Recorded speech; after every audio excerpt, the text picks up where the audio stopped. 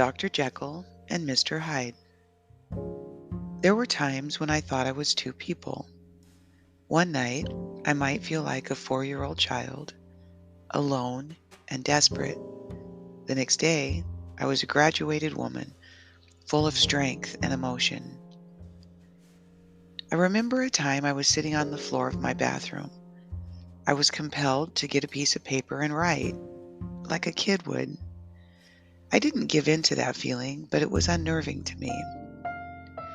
I was seeing this really bad therapist at the time, and later told him about the experience, telling him I feared I was two people. He said, "That only happens in the movies." What the fuck? I fired that therapist. He was also the guy that told me to stay in my abusive 18-year marriage because Christians were not supposed to get divorced. The right therapist matters extensively. The very care of your soul is in their hands. If they don't give you the answers that make sense to the core of your being, find a new one. I've been with my current therapist for over 15 years. When I came to him with this same scenario, different year, his reply was, "You have a memory that needs to come out." You see, I wasn't two people, but it felt like I was when my memory was trying to surface. The fog of active dissociation would envelop me. I felt lost, afraid, and it seemed like I was splitting into another person. Sometimes getting a piece of paper and writing in those moments helped, but I needed direction to get through these times. Anger management only works to manage anger. What we need to manage is the expulsion of the past. Get it out of you. It keeps you sick.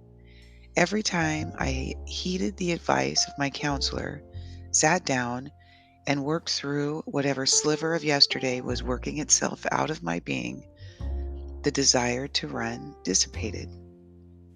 I no longer felt like I was two people in that moment, just a very sad one working through yet another horrific spot that had showed itself.